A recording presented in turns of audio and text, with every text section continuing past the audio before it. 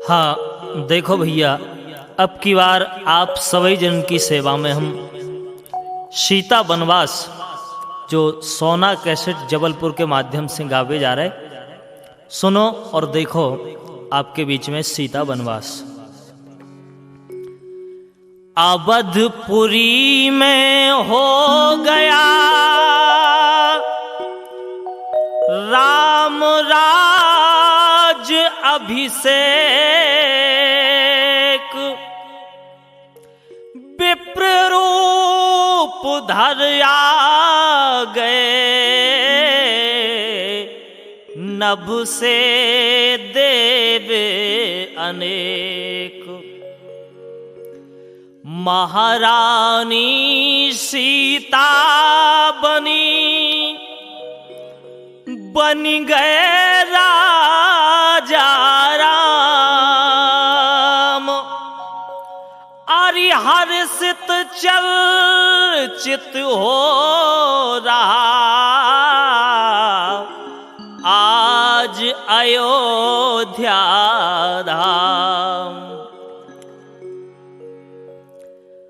राजा राम अवध राजधानी, राजा राम अवध राजधानी, बनी सिया महारानी। सुनो रे अवध कहानी, सुनो रे अवध कहानी, सुनो रे अवध कहानी, सुनो रे अवध कहानी, सुनो रे अवध कहानी, सुनो रे अवध कहानी, सुनो रे अवध कहानी, सुनो रे अवध कहानी।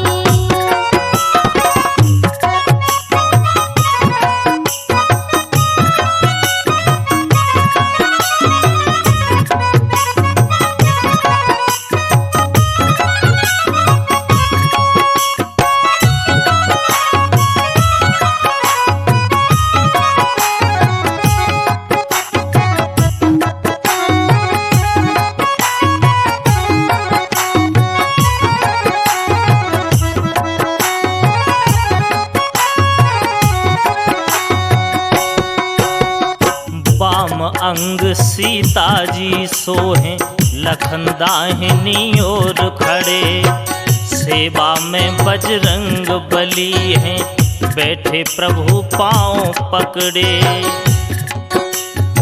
अवधपुरी में खुशियां घर घर, अवधपुरी में खुशियां घर घर, भजन करें मुनि ज्ञानी। सुनो रे अवध कहानी, सुनो रे अवध कहानी, सुनो रे अवध कहानी, सुनो रे अवध कहानी, सुनो रे अवध कहानी, सुनो रे अवध कहानी, सुनो रे अवध कहानी, सुनो रे अवध कहानी।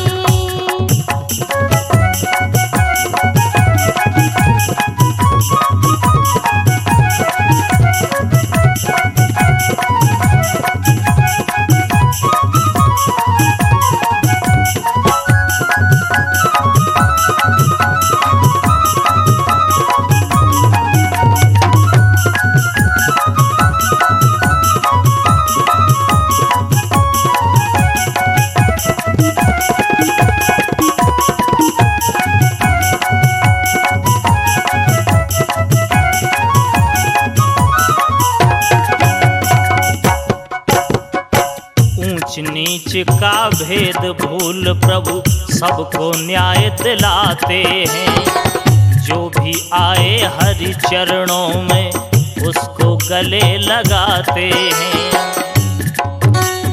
लिखे सिया वनवास से बम कवि, लिखे सिया वनवास से बम कवि, भर आँखों में पानी। सुनो रे अवध कहानी, सुनो रे अवध कहानी, सुनो रे अवध कहानी, सुनो रे अवध कहानी, सुनो रे अवध कहानी, सुनो रे अवध कहानी।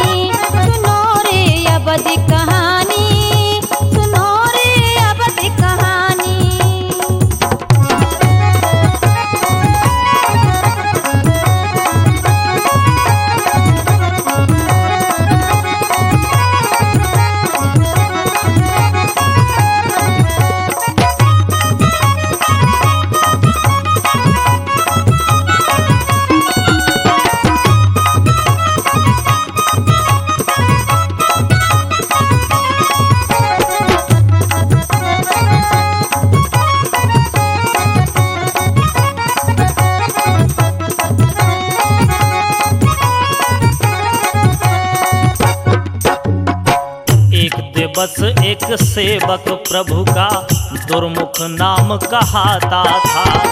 अवधपुरी में घूम रहा दुखियों का पता लगाता था।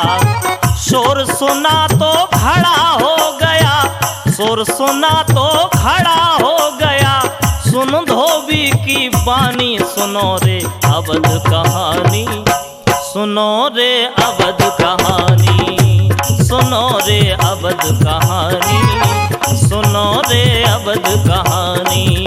सुनो रे अवध कहानी, सुनो रे अवध कहानी, सुनो रे अवध कहानी, सुनो रे अवध कहानी, सुनो रे अवध कहानी, सुनो रे अवध कहानी, सुनो रे अवध कहानी, सुनो रे अवध कहानी।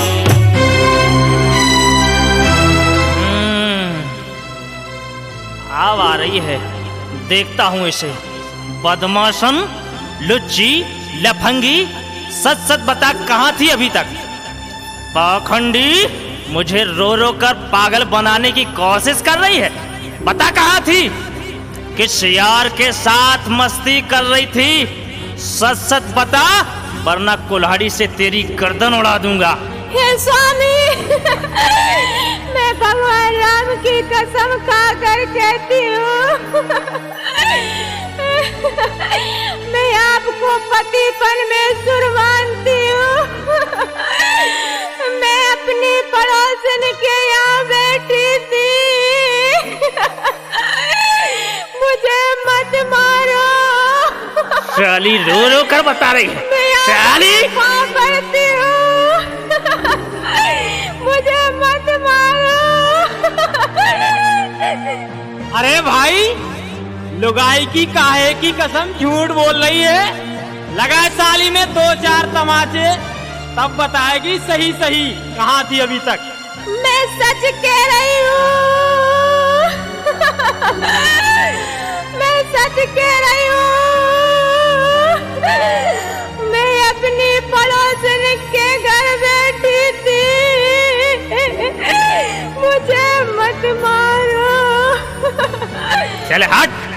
बदमाशन, तू क्या मुझे राम की तरह भोला भाला समझती है, जिसने रावण के घर रहने वाली सीता को अपने महलों में रख लिया था? मैं तुझे एक पल भी अपने घर में नहीं रहने दूंगा। चल निकल जा यहाँ से, चल निकल। हे स्वामी, हे स्वामी, मुझे मार डालो, काट डालो,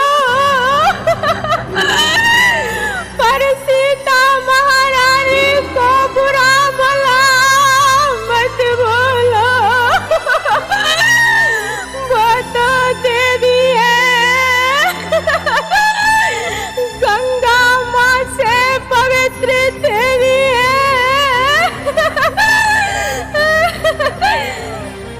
वैश्या कहीं की मुझे ज्ञान सिखा रही है, मुझे ज्ञान सिखा रही है।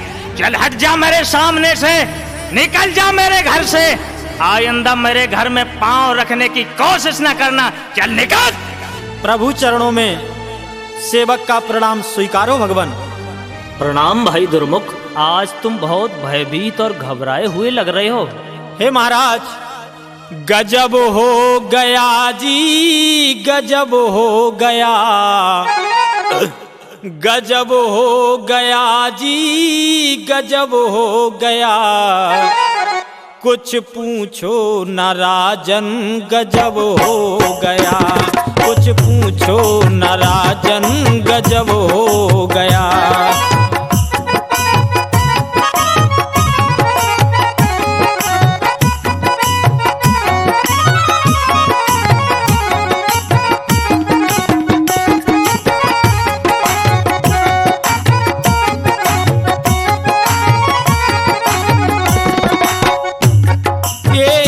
ये अयोध्या जो पावन कहाती रही भगवान, ये अयोध्या जो पावन कहाती रही, देवताओं को भी ये लोभाती रही।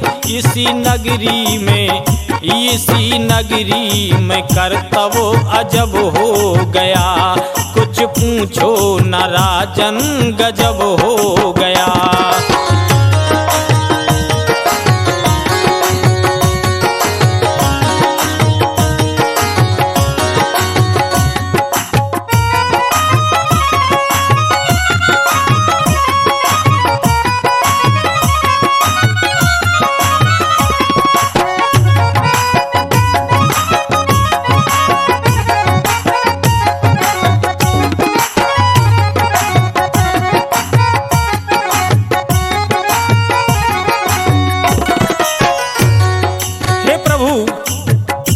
लोगों ने ढाए हैं नाथ जुल्मो सितम, लोगों ने ढाए हैं नाथ जुल्मो सितम, नाम से जिसके तर जाए पापी अधम, उसी गंगा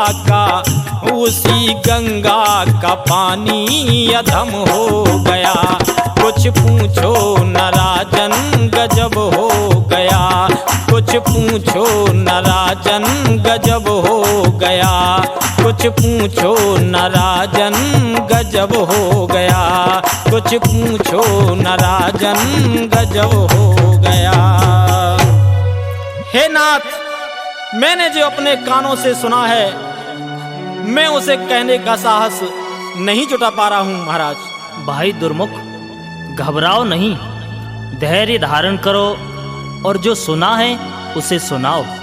हे नाथ, मैंने आज एक धोबी के यहाँ, हे प्रभु, मुझे उस पर गुस्सा आ रही थी पर आपकी आज्ञा के बिना कुछ न कर सका। यदि आप आज्ञा दें तो मैं उस पापी को जीवित जमीन में गाड़ दूं। नहीं भाई नहीं, उससे कोई कुछ भी नहीं कहेगा, ये हमारा आदेश है।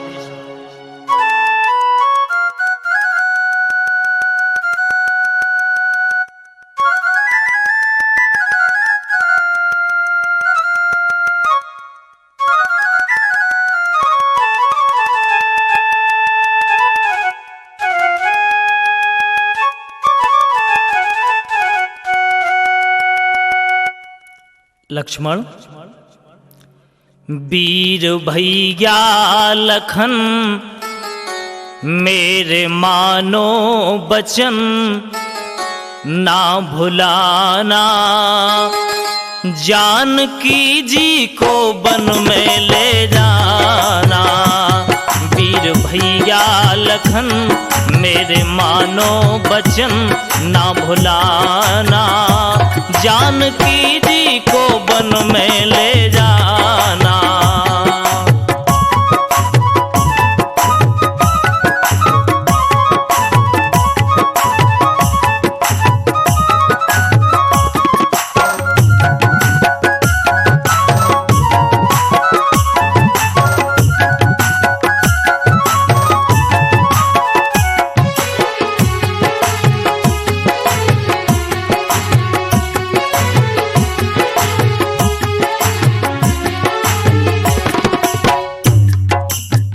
सीता रावण के घर में रही है, बात धोबी ने सच्ची कही है। सीता रावण के घर में रही है, बात धोबी ने सच्ची कही है।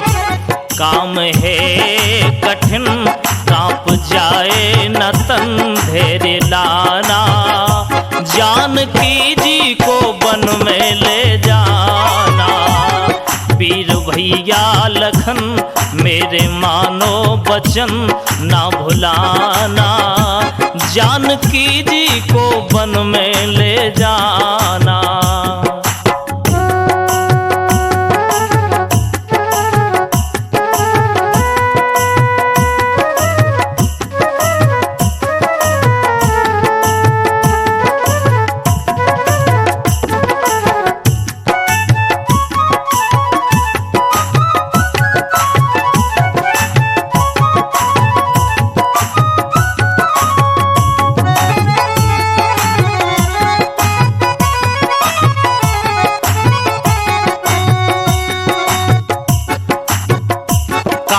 हम ना अगर ये करेंगे लक्ष्मण, काम हम ना अगर ये करेंगे, लोग थूकेंगे हम पर हंसेंगे। काम हम ना अगर ये करेंगे, लोग थूकेंगे हम पर हंसेंगे। चाहे जाए ये तन पर रहे मेरा प्रण है निभाना, जानकी जी को वन में ले जाना। वीर भैया लखन मेरे मानो वचन ना भुलाना, जानकी जी को वन में ले जाना।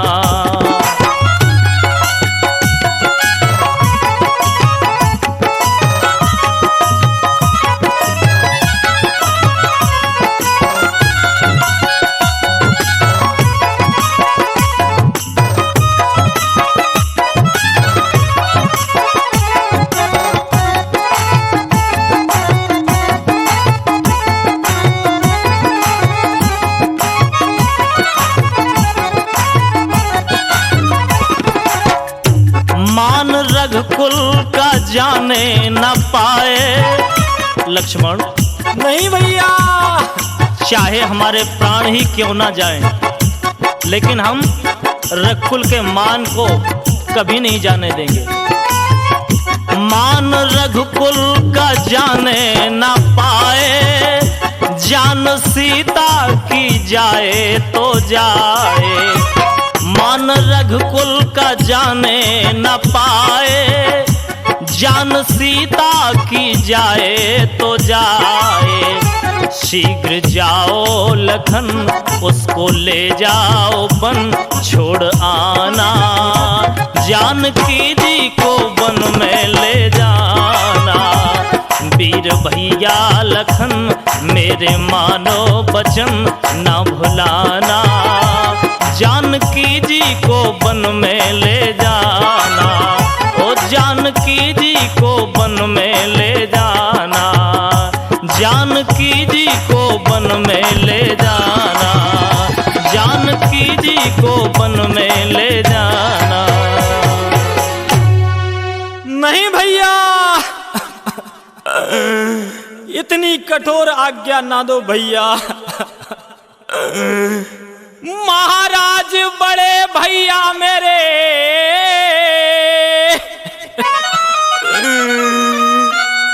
ऐसी मत चित में लाओ तुम, सतबंती सीता माता को मत बे अपराध सताओ तुम।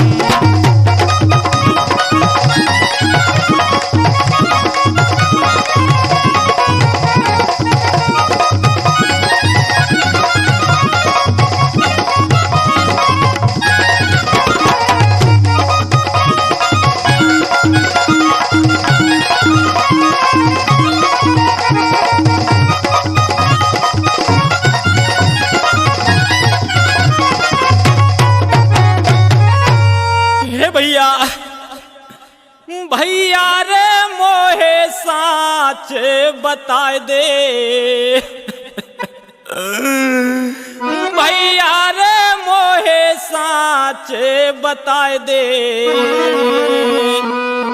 भाभी का क्या है कसूर,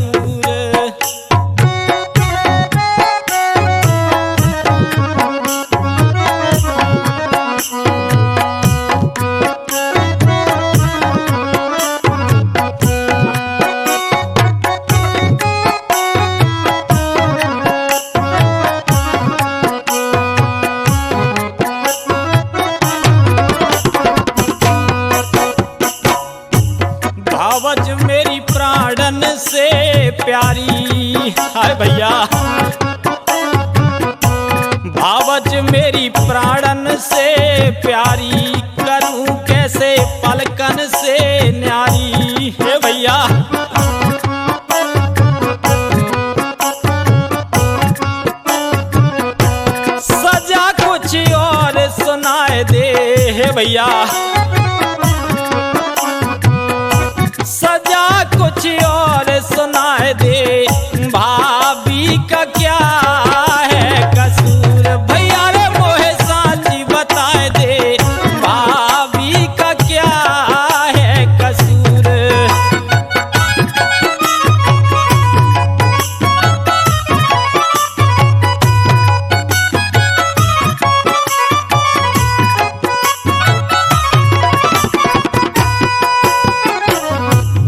भैया सोचो जरा वो महलों की रानी जंगल के नाना कष्टों को किस प्रकार झेलेगी है भैया।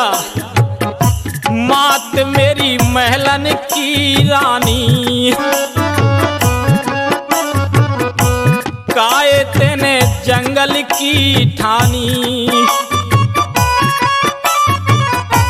मात मेरी महलन की रानी काए तेने जंगल की ठानी। दया निध दया दिखाए दे, हे दया निध दया दिखाए दे, भाभी का क्या है कसूर। भैया रे वो साची बताए दे, भाभी का क्या है कसूर।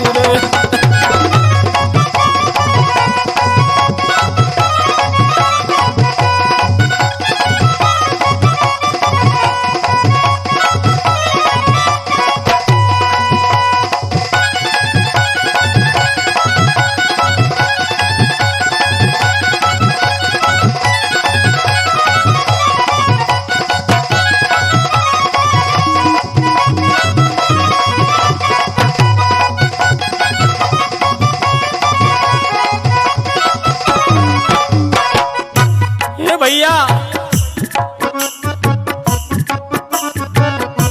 भेजी थी माया लंका में, हे भैया भेजी थी माया लंका में, आप क्यों भूले शंका में।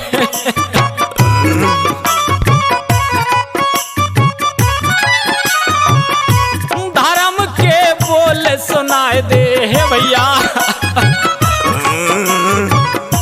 धर्म के बोल सुनाए दे, भाभी का क्या है कसूर। भैया रे मोहे साची बताए दे, भाभी का क्या है कसूर। भैया रे मोहे साची बताए दे, भाभी का क्या है कसूर। भैया रे मोहे साची बताए दे, भाभी का क्या है कसूर। भैया रे मोहे साची बताए दे, भाभी का क्या है कसूर। हे भैया भैया भैया चिंता ना करो, मैं भी अब गजब गुजारूंगा, जिसने निंदा की माता की उस पापी को संघारूंगा। लक्ष्मण, इतने क्रोध में आने की जरूरत नहीं है। सुनो लक्ष्मण, सोचो भाई समझो भाई, यह निंदा उसकी सच्ची है। कई मास रही रावण के घर,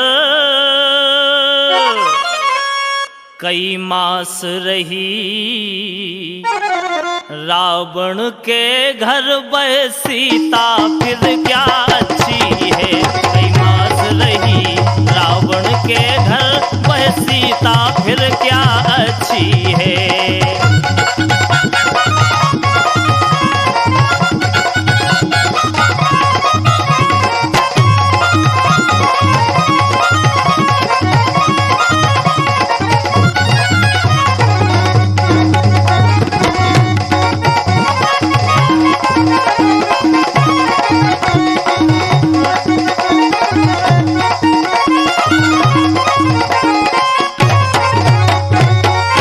लक्ष्मण, उस धोबी को मारोगे तो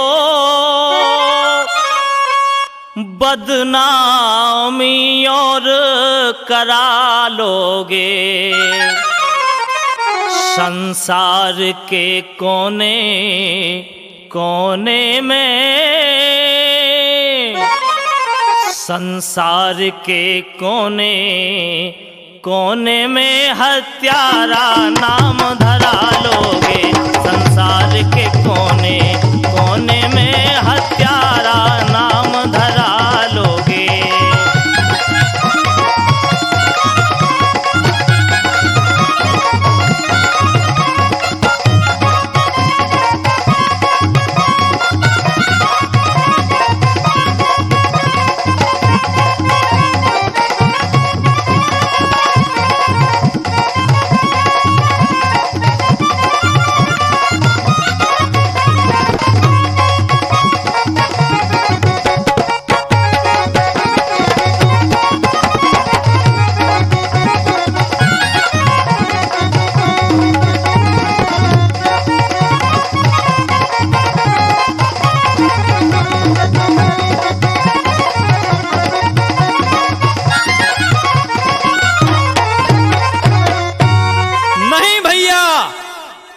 सरासर अन्याय है। रावण ने जिसका हरण किया, प्रभु वह तो सीता नकली थी, बादशाह था उसका पावक में जो जनक दुलारी असली थी। भैया अब मैं आपकी माया में पड़ने वाला नहीं हूं। लक्ष्मण, हम तुम ही तो यह जान रहे, शतबंती जनक दुलारी है। शतबंती है या पापी है, सतबंती है या पापी है, जाने क्या प्रजा बेचारी है।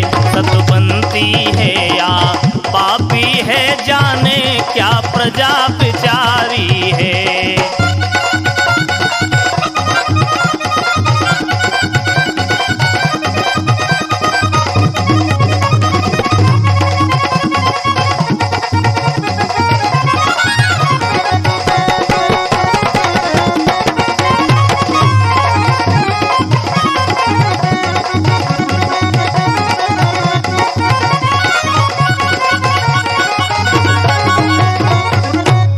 इसलिए हे लक्ष्मण, आप तैयार हो जाओ, मैं महलों में जाकर सीता जी को बन जाने की आज्ञा देता हूँ। आइए महाराज आइए।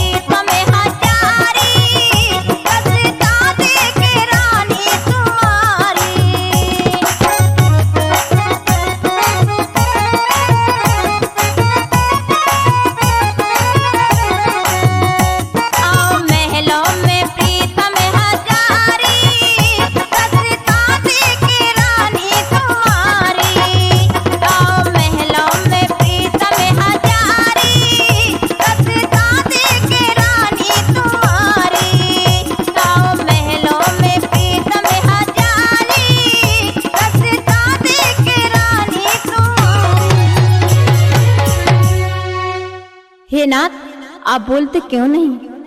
और आपके चेहरे पर उदासी क्यों है? सीते,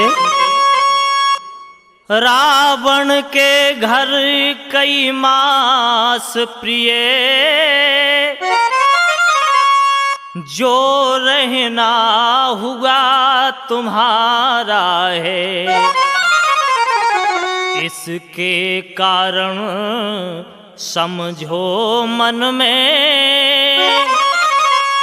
इसके कारण समझो मन में भारी अपमान हमारा है। इसके कारण समझो मन में भारी अपमान हमारा है।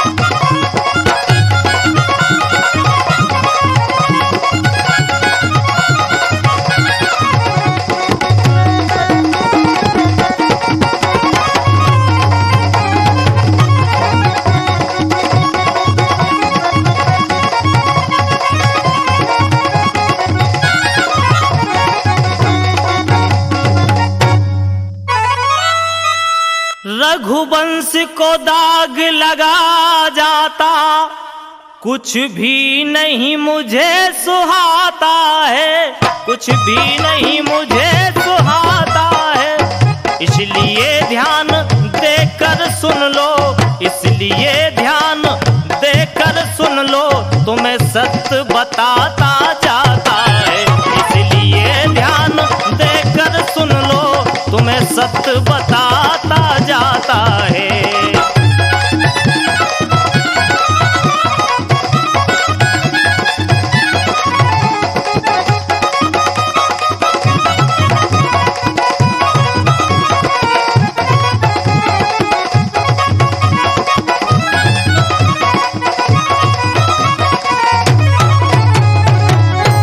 सीते, कल प्रात साथ श्री लक्ष्मण के वन को यहाँ से जाना होगा।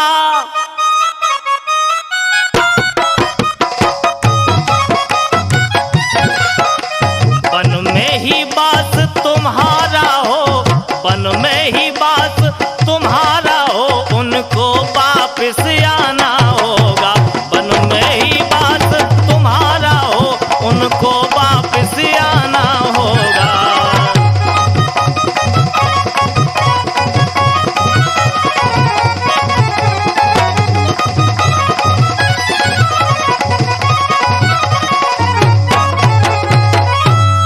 नहीं प्राणनाथ, नहीं नहीं। हे नाथ, सुनाई क्या तुमने?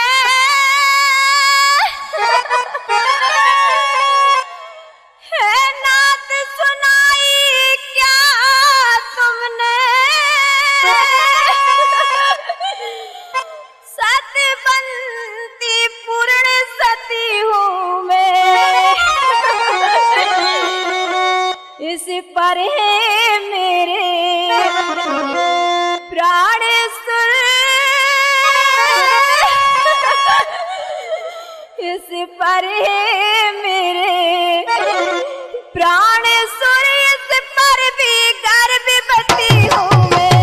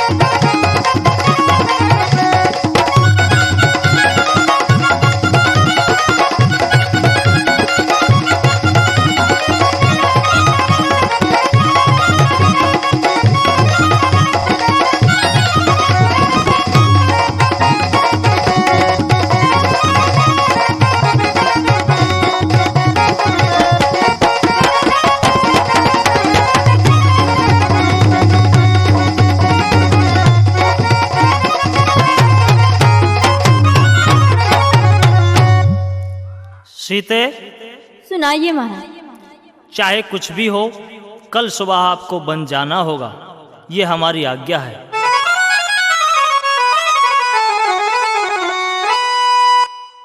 उमर मेरी बीत गई रे बन में,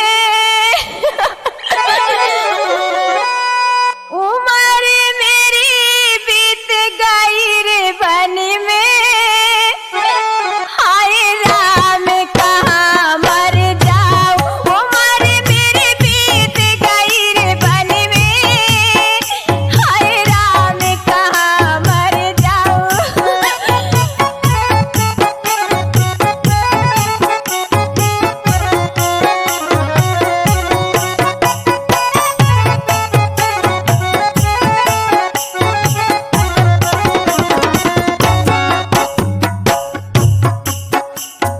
बन के आई अबद जब रानी, बन के आई अबद जब रानी, मोरी सासों ने हट ठानी, मोरी सासों ने हट ठानी, रही ना तू दिन महलन में, हाय राम कहाँ मर जाऊं, उमर मेरी बीत गई रे बन में, हाय राम कहाँ मर जाऊं।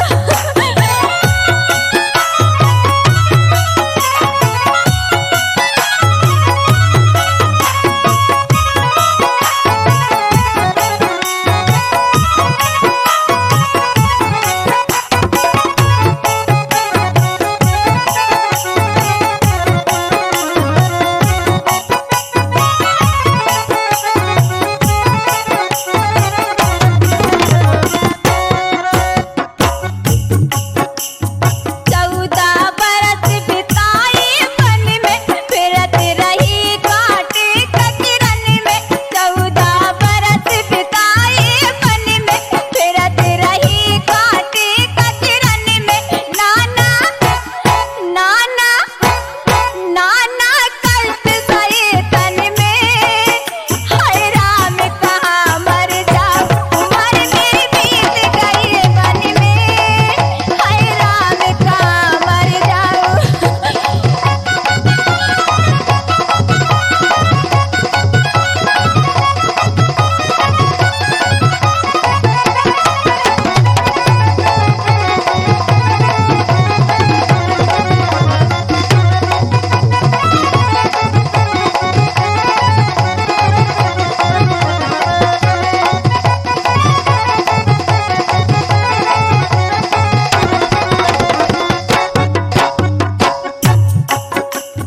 गर्भवती में का मर जाऊं, गर्भवती में का मर जाऊं, वन में कैसे ललना जाऊं, वन में कैसे ललना जाऊं, राम का लिख दो किस्मत में, हाय राम कहाँ मर जाऊं, उमर मेरी बीत गई रे बन में, हाय राम कहाँ मर जाऊं, उमर मेरी बीत गई रे बन में, हाय राम कहाँ मर जाऊं, उमर मेरी बीत गई रे बन में, हाय राम कहाँ मर जाऊं, उमर मेरी बीत गई रे बन में, हाय राम कहाँ मर जाऊं। हे माता जी, मन में धीरज करो और शीघ्र वन को चलो, ये पापी लक्ष्मण आपको छोड़ने जा रहा है। चलिए देवर जी, मैं बन जाने को तैयार हूँ।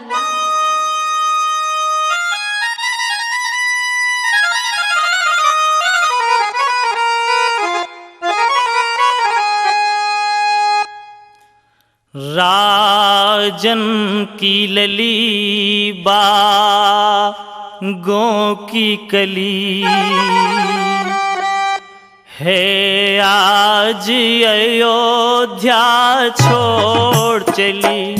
राजन की लली बागों की कली है, आज अयोध्या छोड़ चली।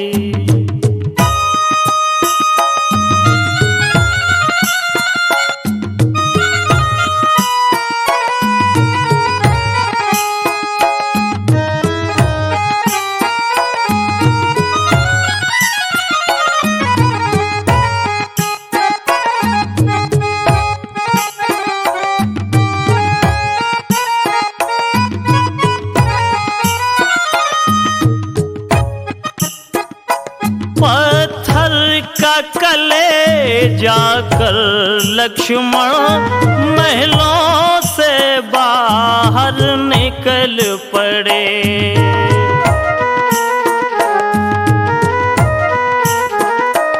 माताएं खाए पछार गिरी, रोते हैं राम धरती पे पड़े।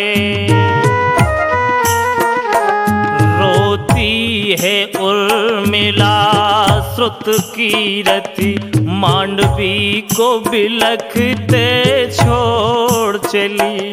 राजन की लली बागों की कली, है आज अयोध्या छोड़ चली।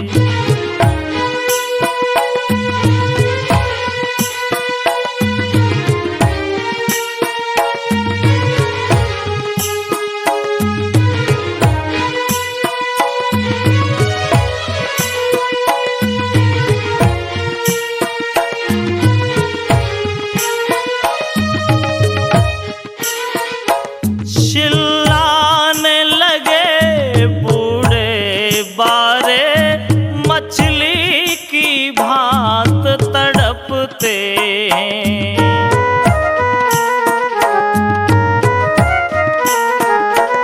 रोको रोको कोई इनको, कहते हैं पाँव में गिरते हैं। रोती हैं गौएं और बछड़े, चित्कार अवध की गली गली। राजन की लली बागों की कली, है आज अयोध्या छोड़ चली।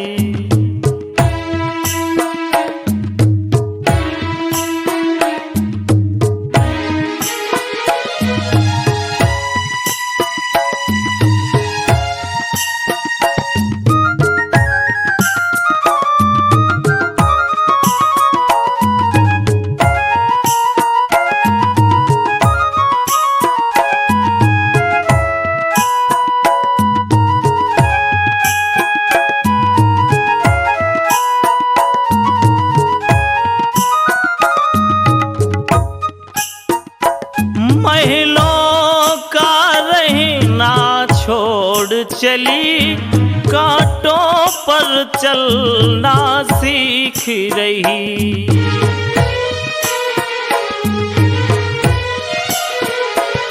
बहता है खून कोमल पाँव, सीता माँ बन में चीख रही। ए देख दशा मृगनयनी की, रोती है बन की कली कली। राजन की लली बागों की कली, है आज अयोध्या छोड़ चली।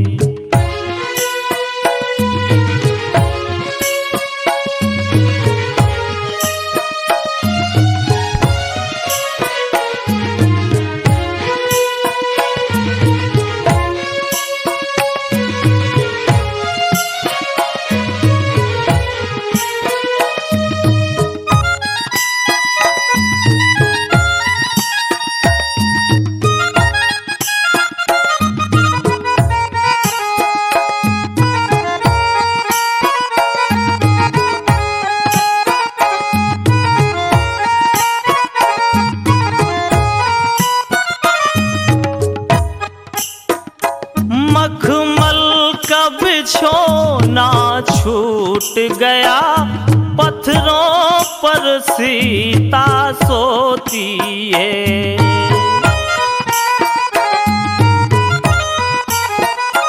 सोने का थाल कहाँ रखा, बस कंद मूल फल खाती है। राजन की लली बागों की कली, है आज अयोध्या छोड़ चली। राजन की लली बागों की कली है आज अयोध्या छोड़ चली। राजन की लली बागों की कली है आज अयोध्या छोड़ चली।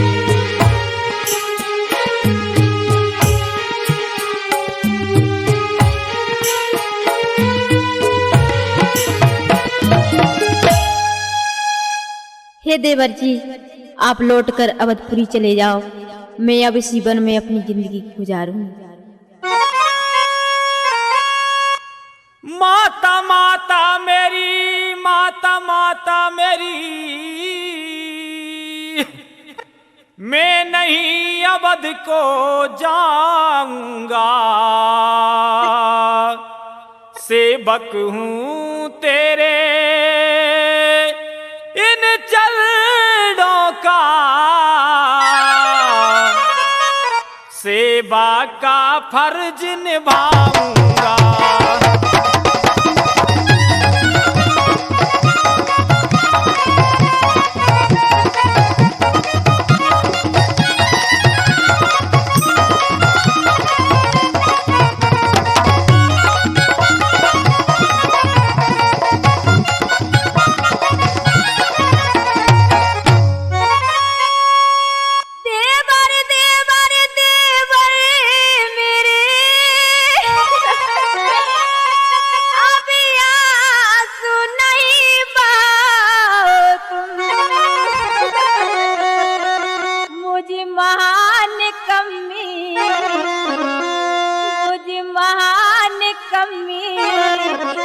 नारी पर अब कुछ ना दया दिखाओ।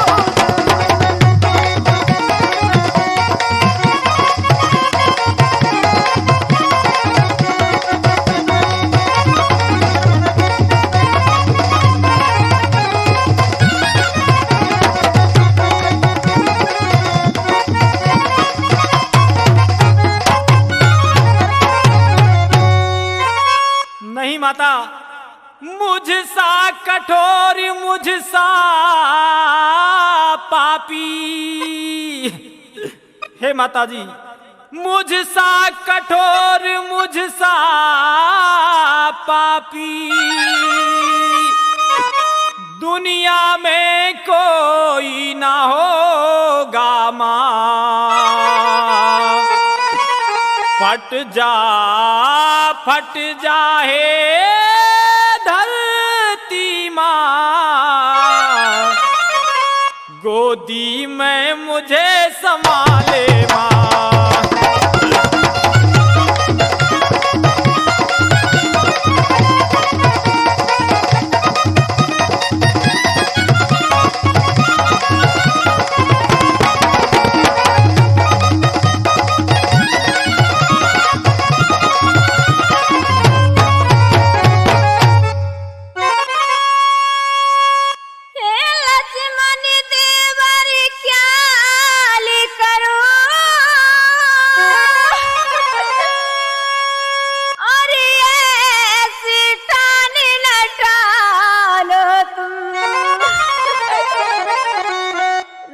कुल की लाज बचाने को,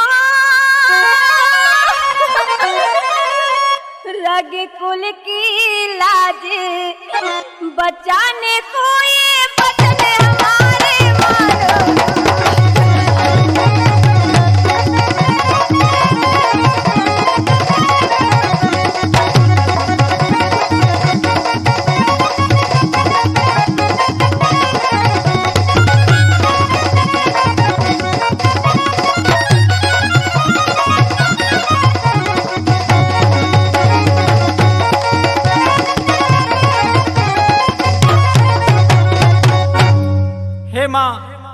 मैं सत्य सत्य बतलाता हूँ, मुझसे काम नहीं होगा। इस वन में जहाँ इस वन में जहां गैया होगी बछड़ा भी पास वही होगा।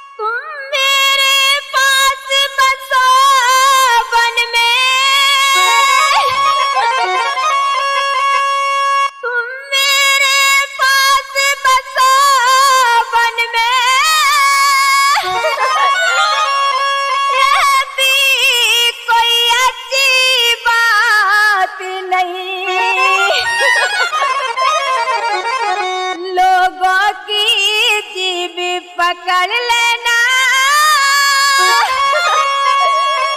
लोगों की जीभ पकड़ लेना ये लगन किसी के हाथ नहीं।